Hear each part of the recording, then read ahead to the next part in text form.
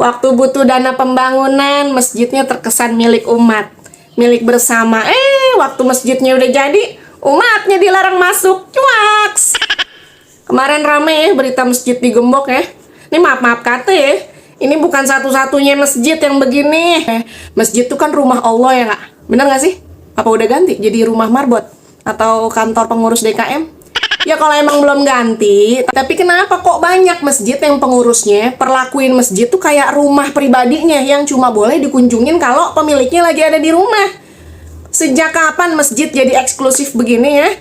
Katanya takut barang hilang. Tapi bukannya kudunya kita lebih takut ya kalau pahala kita hilang karena nutup pintu masjid ama ngalangin orang ibadah, ha? Kudunya kan yang digembok mah kotak amalnya doang ya nggak kalau takut digondol. Rutin dikosongin ke atau pakai sensor apa gitu kayak terserah bebas. Kalau digembok ini kan repot ya. Orang mau itikaf nggak bisa, orang mau kencing nggak bisa, musafir numpang tidur bentar nggak bisa, terus anak muda yang mau ngaji sendirian di masjid nggak bisa. Anak-anak kecil yang kalau berisik dikit salah dimaki terus diusir ya. Terus antum nanya lagi, kenapa ya kok masjid sepi ya? Jamaahnya itu lagi ya. Kenapa ya anak-anak zaman sekarang tuh susah suruh ke masjid ya? Minta disentil lak-lakannya nih. Apa jadinya coba kalau dulu Rasulullah ngegembok sama bikin jadwal buka tutup masjid ya? Abu Hurairah mungkin nggak bakal jadi ulama. Karena tempat belajar ini bukan di universitas, tapi di serambi masjid. Anak kecil yang berisik dikit langsung dibentak, diusir. Yang akhirnya kita kehilangan calon Abu Hurairah masa depan. Kata gue mah jangan heran kalau jamaahnya kabur. Wajar kalau umat sekarang stagnan karena pusatnya aja digembok.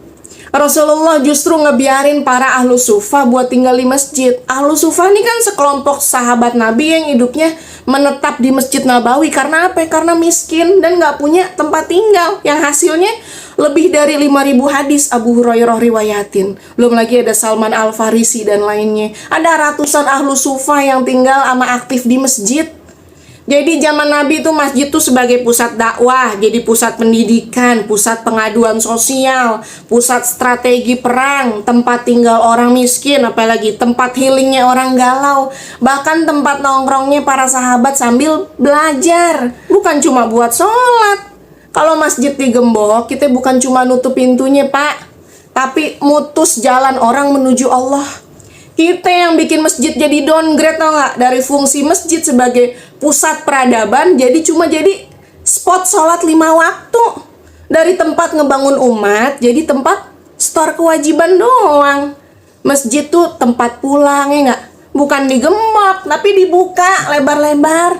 Jamaah datang tuh disambut sebagaimana tamu, bukan malah dicurigain mau maling sendal nih dari mukanya nih, dari aura mukanya nih. Ini bikin berisik masjid nih pasti nih anak nih. Ini bikin kotor lantai nih pasti nih nenek-nenek nih. Bukan ngerangkul malah mukul. Karena masjid megah kalau tanpa ruh orang-orang di dalamnya yang ngidupin menjadinya kayak apa? Kayak museum. Museum. Ya abis gimana? Anak-anak kalau main di masjid kan ada aja yang rusak.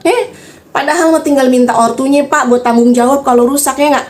Atau kita yang dewasa lah sabar ngedukasi. Karena barang yang rusak mah bisa dibeli lagi, diganti. Tapi keturunan yang cinta masjid nggak bisa dibeli.